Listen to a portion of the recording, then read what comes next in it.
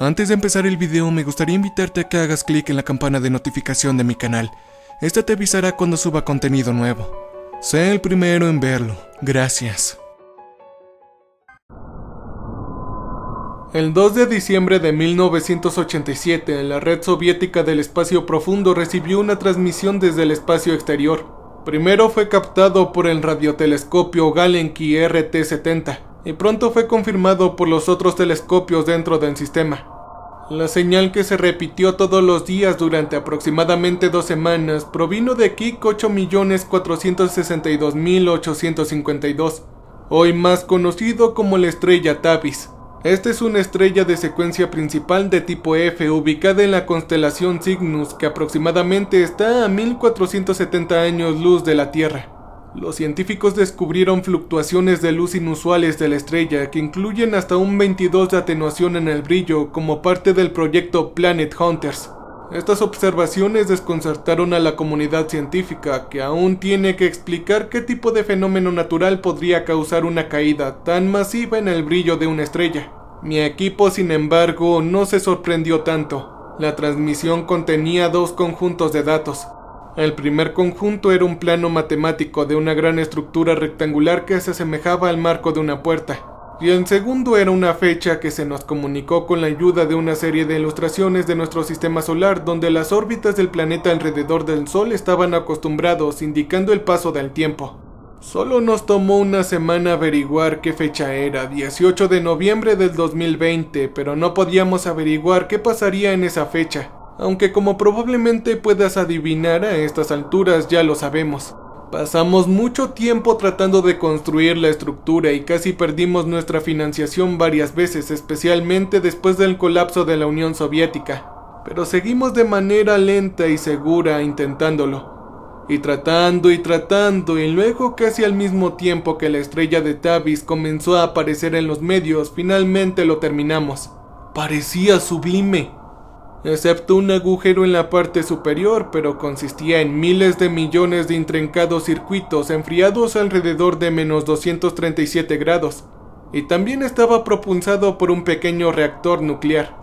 A pesar de que toda la instalación se sentía tan fría como la Antártida, no solo por los refrigeradores de dilución, sino también por el clima severo de afuera. Yo todavía estaba sudando cuando estábamos a punto de encender la energía por primera vez, pero no pasó nada. No importa lo que intentáramos, no podíamos lograr que pasara nada.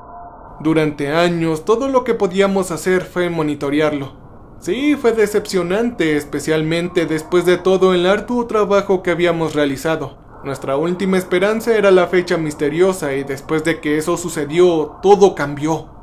El jueves 19 de noviembre del 2020, a las 23:54 CRAT, un objetivo entró en la atmósfera terrestre sobre el Océano Pacífico. Para los astrónomos inesperados de todo el mundo, parecía idéntico a un pequeño meteoro. Sin embargo, nosotros lo sabíamos mejor, y un submarino de clase Lada se desplegó conmigo a bordo junto con el resto de la tripulación.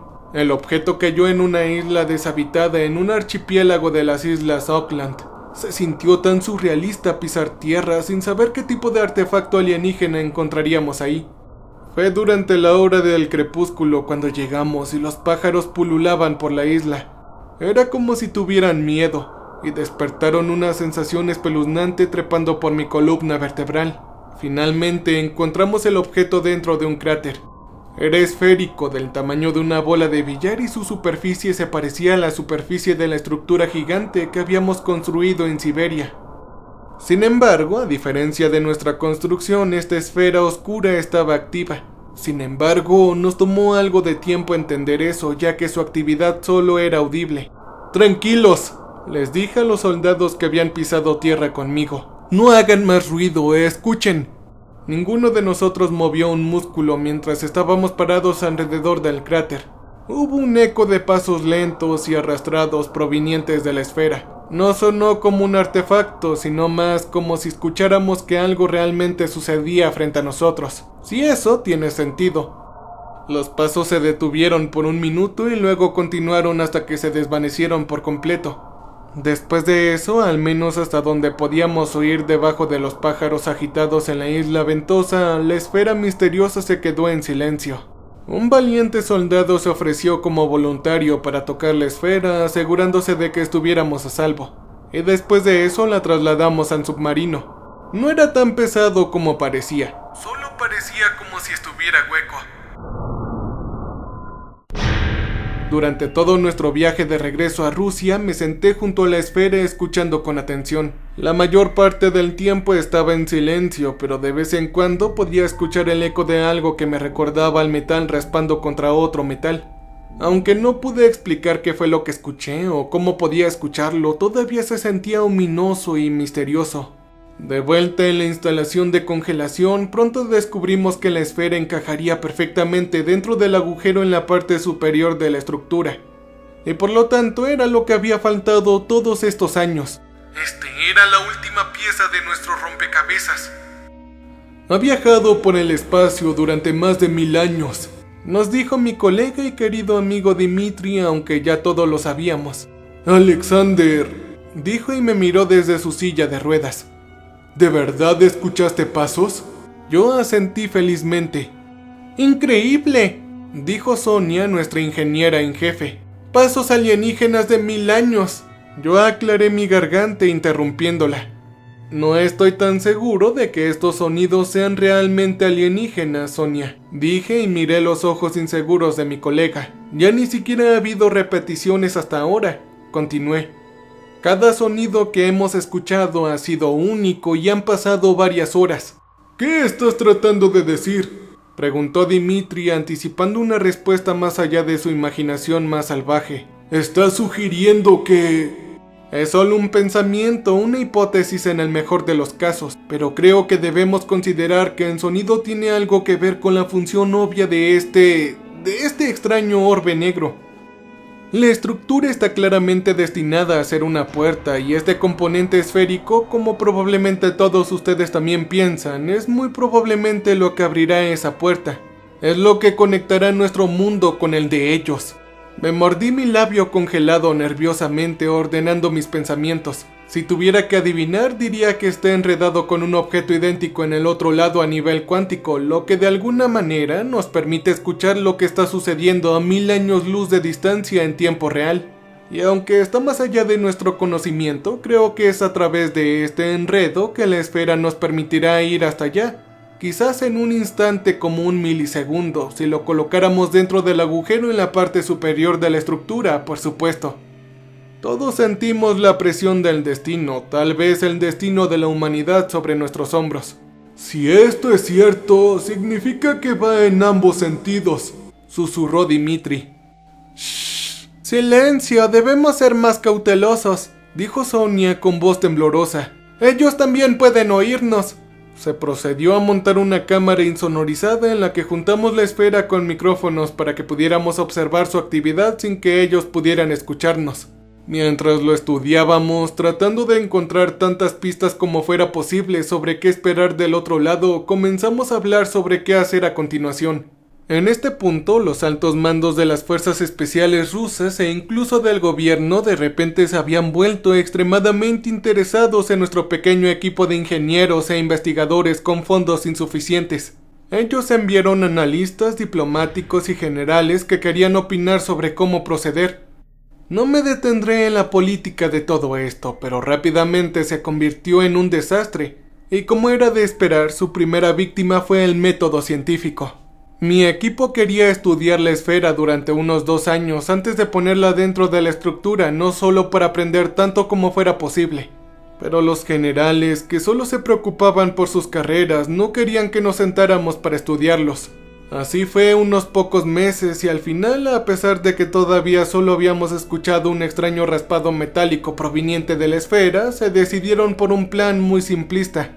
Es decir, colocar la esfera en su lugar, enviar una sonda y luego, si parecía seguro, enviar un equipo a través de lo que se suponía que era la puerta de entrada. Ellos no escucharon nuestras advertencias sobre apresurar las cosas, pero al menos tomaron la amenaza potencial lo suficientemente en serio como para prepararse para ella de la manera que pedimos. Como no sabíamos casi nada sobre los seres que nos enviaron la esfera, excepto que eran miles de veces más avanzados que nosotros, no tuvimos más remedio que prepararnos para lo peor con la defensa más fuerte conocida por el hombre. Un misil termonuclear. Ver cómo el PC-28 Camp entraba en la instalación antes de abrir la puerta de entrada era un espectáculo amenazador para la vista. Si algo hostil acaso entrara por el otro lado, la bomba sería detonada y arrasaría con todo en el área. A mediados de junio de este año, una grúa levantó la esfera hasta la parte superior de la estructura. Me paré junto a Dimitri y al resto de mi equipo en el suelo alarmantemente cerca del misil armado.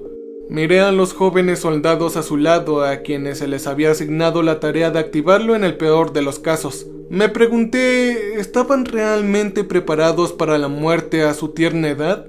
Y luego pensé, si es así, qué valiente, y si no, qué tontos. La estructura estaba rodeada por guardias militares con perros, mientras los generales estaban en una plataforma de observación improvisada a unos cientos de metros de distancia. La sonda que pretendíamos enviar era un rover que nos enviaron desde Roscosmos. Una voz femenina habló a través del sistema de megafonía y resonó a través de la fría instalación. Podría haber existido una manera de evitar el ruido alrededor de la esfera, pero como se nos había ordenado llevar a cabo la misión tan rápido, no habíamos tenido tiempo.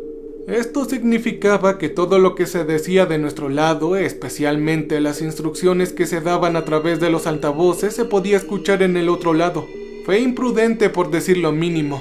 Como se sospechaba, la esfera encajaba perfectamente en el agujero en la parte superior de la estructura. No sabíamos qué esperar, pero todos esperábamos algo. Entonces, un silencio aterrador cayó sobre todos nosotros. Ni siquiera me atreví a respirar, pero nada pasó. Por un momento pensamos que algo andaba mal, muy mal. De repente los perros empezaron a ladrar como animales salvajes. Hizo que el vello de mi cuello se erizara porque significaba que algo había sucedido, pero simplemente no podíamos sentirlo. Uno de los perros se liberó de alguna manera y corrió hacia la entrada. El soldado a cargo corrió detrás gritándole que se quedara quieto, pero no quiso escuchar. Y luego, cuando atravesó la puerta de entrada, desapareció. Se escuchó un jadeo colectivo en toda la instalación y luego un murmullo preocupante. La puerta de entrada estaba sin duda abierta. ¿Ese perro viajó a más de 1000 años luz?, preguntó mi amigo Dimitri. Nadie dijo nada durante un par de minutos, tratando infructuosamente de escuchar al perro a través de la esfera. Y luego uno de los generales habló con autoridad desde los parlantes del techo. ¡Envíen la sonda! El vehículo de superficie desapareció al igual que el perro. Todos miramos las pantallas en la pared que estaban conectadas al rover a través de un cable que ahora parecía colgar en el aire por sí solo en suspenso anticipación. Nada. Hubo un ruido procedente de la esfera y luego todo se volvió a quedar en silencio. Tragué saliva de ansiedad. Debatimos lo que podría haber sucedido, pero por supuesto no había forma de que lo supiéramos. Se sugirió que el rover podría haber caído por accidente y no por otra razón amenazante, lo cual convenientemente se tomó como un hecho. A continuación colocamos una cámara en una barra de metal y la insertamos en el portal, y luego de haber sido recuperada 15 minutos después finalmente podíamos ver nuestro primer vistazo de cómo era el otro lado. Sin embargo, la grabación estaba muy distorsionada y no revelaba mucho, como si la cámara hubiera sido sometida a algún tipo de radiación, aunque no se había detectado ninguna. Pero estaba claro que había un gran espacio abierto en el otro lado. El suelo era demasiado plano para ser natural y habían sombras en la distancia que indicaban estructuras. Nada de lo que vimos ofreció ninguna explicación de lo que había sucedido al vehículo de superficie y al perro que no se veía por ninguna parte. Tuve que argumentar para que Dimitri estuviera en el equipo que finalmente se decidió a enviar a través de la puerta de enlace. Como estaba en silla de ruedas, el general a cargo pensó que sería un lastre para el resto del equipo, pero yo lo convencí de que su experiencia en exobiología era absolutamente necesaria. Sin embargo, eso no era del todo cierto. Después del accidente con la nave espacial Soyuz TM-5 que puso a Dimitri en la silla de ruedas, había pasado casi toda su vida trabajando en nuestro proyecto ultrasecreto. Me condenaría si a él, mi mejor amigo, no se le permitiera ver los frutos de su propio trabajo, y así lo ayudé con orgullo a ponerse el traje espacial. Ahora, amigo, llegarás a ser el cosmonauta que siempre debiste ser. le dije con una sonrisa en mi rostro. Volveremos a hacer historia como solíamos hacerlo en el pasado, amigo. Por la patria, ¿eh? Dijo y se rió con un ataque de tos. Creo que necesito un trago. Después de esto, no veo por qué no. Lo habremos merecido.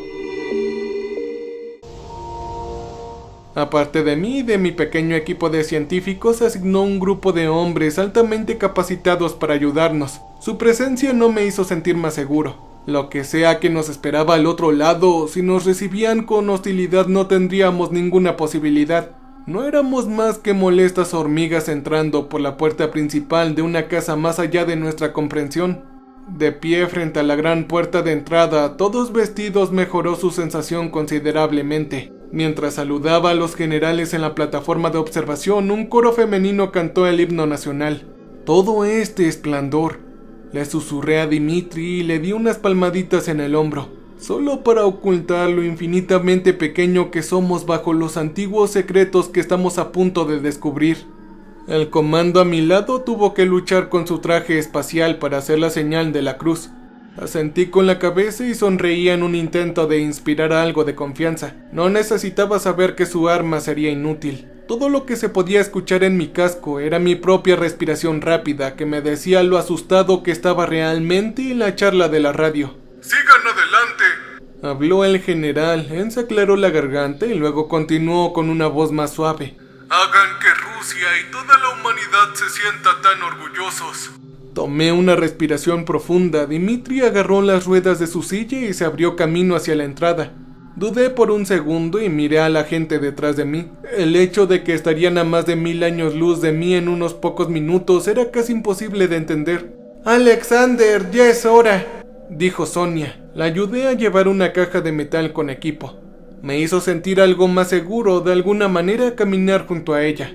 A pesar de que el traje espacial estaba protegido contra el frío, todavía podía sentir la temperatura extrema proveniente de la puerta congelada. La visera dorada unida a mi casco se empañó por mi aliento helado. Todos nos detuvimos justo enfrente del umbral invisible. Ese minuto se sintió como horas. Todo lo que podía ver detrás de la entrada era la pared en el otro extremo de la instalación. No hubo señales visuales en absoluto, ni siquiera la más mínima vibración en el aire. Esto hizo que lo que estaba a punto de suceder fuera aún más difícil de creer. Nadie dijo nada. Los comandos aseguraron de que sus armas estuvieran listas para disparar. Yo miré a Sonia, pero no pude ver su rostro detrás de la visera. Bueno, entonces, buena suerte, camaradas, dijo finalmente mi amigo Dimitri. Eso se convirtió en la marcha no oficial y cruzamos el umbral. La transición fue perfecta.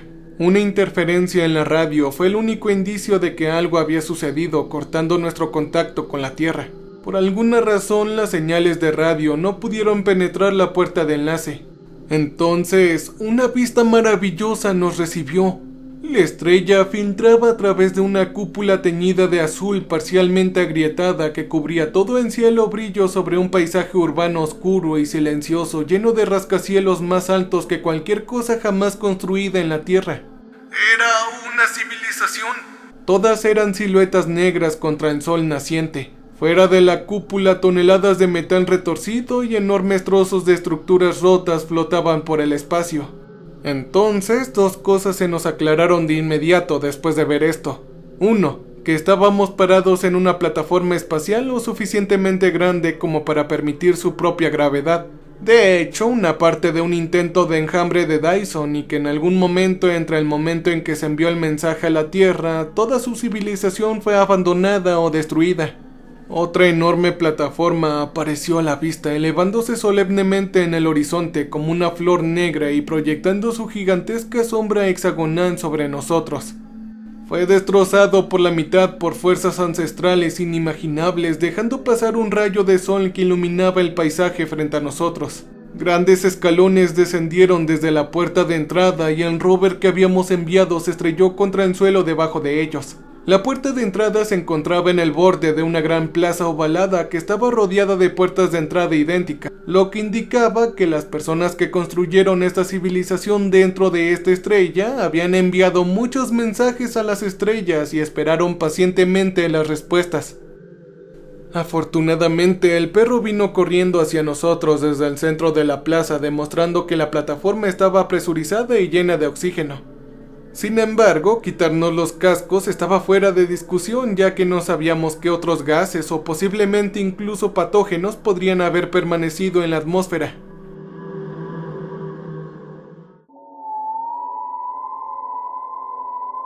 Bajamos las escaleras, Sonia y yo ayudamos a Dimitri e investigamos al rover. Claramente se había caído por las escaleras tal como sospechábamos, pero también había un conjunto de pequeños agujeros en su costado que no podíamos explicar. El perro meneó la cola cuando nos alcanzó. Uno de los comandos se inclinó y le dio unas palmaditas en la cabeza mirando su correa. «Buena chica, su nombre es Aliona. Eres una verdadera heroína. No sé, pero tengo un mal presentimiento sobre este lugar», dijo Dimitri. «Quiero decir, ¿qué pasó aquí?» «Todas estas puertas de enlace esperando estar conectadas a algún mundo lejano», dijo Sonia. «Miren», dije y señalé una de las puertas en el otro extremo de la plaza. «Ese está roto, casi como si hubiera sido volado». Aunque mi instinto, un incómodo atisbo de aprensión, me dijo que me mantuviera alejado de este lugar abandonado y regresara a la Tierra, mi curiosidad científica me mantuvo en marcha. La puerta de entrada estaba de hecho en ruinas y por lo que parece era el resultado de una explosión. Volví a mirar nuestra propia entrada, anónima entre el resto de ellos. Si algo le sucediera, pensé que estaríamos varados más lejos de casa que nadie en la historia de la humanidad. ¡Alejandro!, escuché la voz de Dimitri en mi casco. Estaba a unos cientos de metros de mí. ¡Míralos! Yo miré hacia donde estaba señalando. Habían huesos enormes, aparentemente fosilizados, esparcidos por todo el suelo. Sonia nos ayudó a recolectar algunas de las piezas más pequeñas mientras los comandos patrullaban el área. Cientos de pequeños agujeros cubrían los frágiles fósiles como si hubieran sido devorados por gusanos en algún momento. «Esto parece ser parte de un cráneo», dije y señalé una pieza tan grande como una roca. ¡Qué fascinante! ¡Qué asombrosamente es esto! Su tamaño podría explicar por qué las puertas de enlace son tan grandes, dijo Dimitri. Es posible que hayan utilizado su propio tamaño como punto de referencia. Yo tengo otra teoría, dijo Sonia. Todas estas puertas de enlace deben haberlas construido para llegar a mundos potencialmente civilizados. Pero esta puerta en particular... ¿No crees que simplemente colapsó con el tiempo por causas naturales?, yo pregunté. No, más bien quizás invitaron a algo poco amistoso, dijo. ¿Algo más poderosos que los seres que construyeron todo esto?, preguntó Dimitri. Tomé una respiración profunda e inestable. Sí, así es. Pero la pregunta aquí es... ¿qué pasó con los que lo construyeron? Dimitri continuó enviando escalofríos por mi espalda. No lo sé, pero creo que tal vez deberíamos regresar y... Sonia fue interrumpida por los comandos que nos gritaron que nos pusiéramos detrás de ellos nuevamente, como si no supieran que en este lugar no éramos más que trogloditas primitivos. De una de las calles anchas y desoladas que conducían a la plaza apareció una figura tan alta como un edificio. Caminó hacia nosotros, avanzando lentamente hacia la luz. Con solo ver lo lento que se movía, entendí que esta era la fuente de los pasos que había escuchado proveniente de la esfera que se había estrellado. Tenía un cuerpo delgado y gris llenos de agujeros sangrantes. Su enorme cabeza se parecía al fósil que habíamos encontrado en el suelo, con 10 o más ojos pequeños cubriendo todo el rostro. Sin boca ni nariz, solo ojos sin pestañear. Movió sus largos brazos de tal manera que parecía que quería ahuyentarnos, pero era imposible decir si había algo de agresividad detrás de él. ¡Oh, Santa Madre de Dios! ¡Esto no está bien! ¡Por favor, llévenme de regreso!, dijo mi compañero Dimitri. Agarré la silla de ruedas de Dimitri y les dije a todos que regresaran a nuestro portal. Pero justo antes de que estuviéramos a punto de movernos, el alienígena colapsó y cayó hacia adelante. Levantó una nube de polvo cuando golpeó el suelo. Durante unos minutos nos quedamos en silencio y observamos su aparente cadáver. Mi corazón estaba acelerado y podía sentir mi pulso en mis sienes. Un eco de algo grande cayendo al suelo en la distancia nos alcanzó. El sentimiento de inquietud de antes se convirtió en un pavor mezclado con la extraña sensación de ser observado.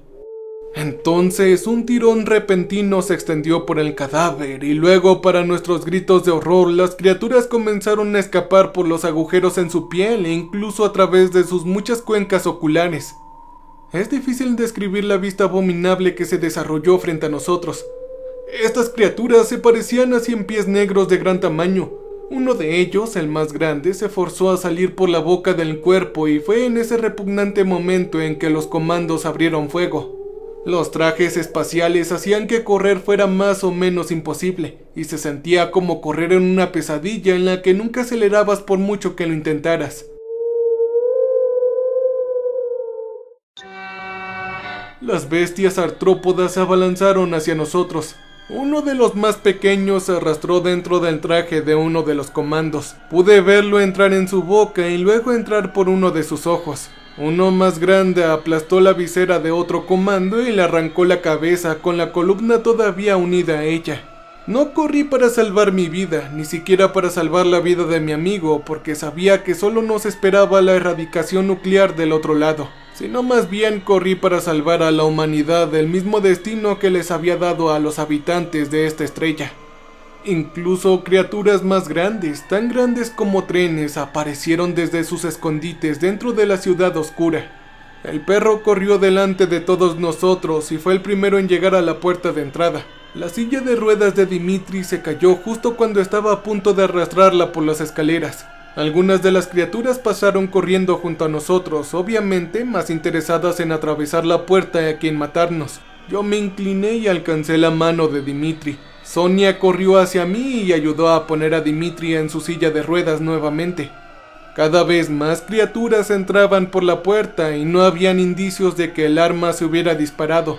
¿Por qué carajo no detonaron la bomba nuclear?, yo pregunté. Como no había forma de abrir la visera y no había tiempo para quitarme el casco, aplasté mi visera contra el suelo y grité hacia la esfera tan fuerte como pude. ¡Háganlo volar, malditos cobardes! ¡Háganlo volar!, dije repetidamente. Sonia me ayudó a arrastrar la silla de ruedas de Dimitri por las escaleras. «Déjame aquí, yo solo soy», suplicó Dimitri. «¡Cállate! No te voy a dejar con estas abominaciones», le contesté.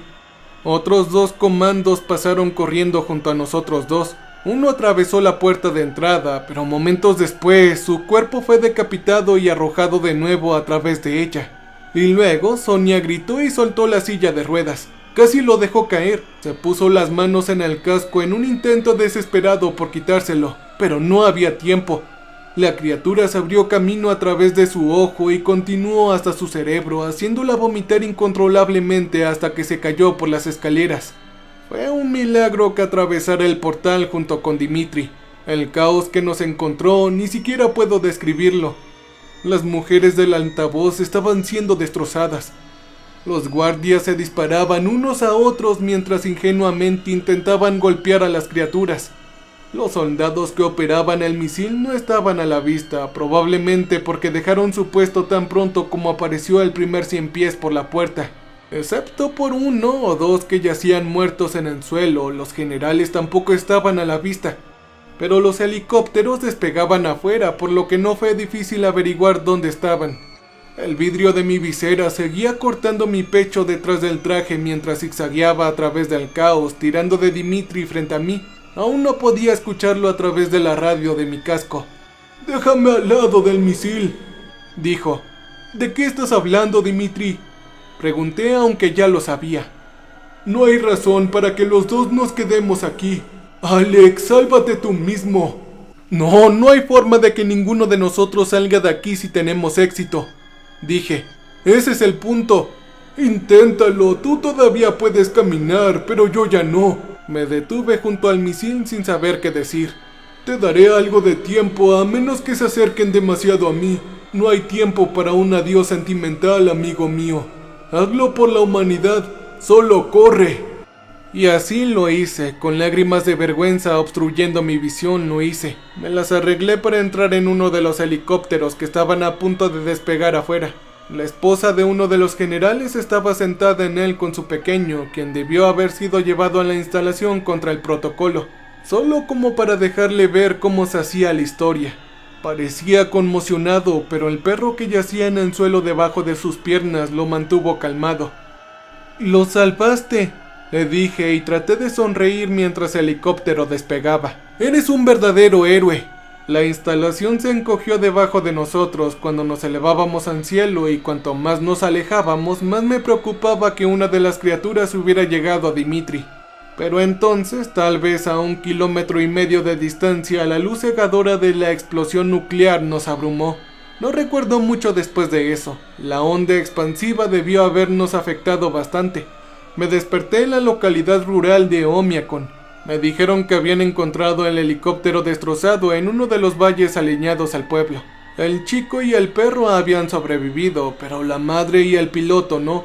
Los aldeanos habían visto la nube en forma de hongo, pero aparte de ellos, nadie podría haber visto la explosión dado su ubicación remota. Sin embargo, el aumento de los niveles de radiación se detectó en Escandinavia algún tiempo después. Naturalmente, el gobierno guardó silencio sobre el motivo y realmente pensé que todo volvería a la normalidad y que habíamos evitado con éxito la extinción de toda la vida en la Tierra. Sin embargo, cuando me entregaron el documento para escribir mi testimonio, me di cuenta de que, en realidad, las coordenadas a las que nos enviaron no eran precisamente hacia la estrella Tapis. En realidad fuimos hacia la Luna, específicamente hacia sus adentros. Me temo que hay una civilización dentro de la Luna. La semana pasada supe que Aliuna se había derrumbado afuera. Al parecer le faltaba uno de sus ojos. Oh,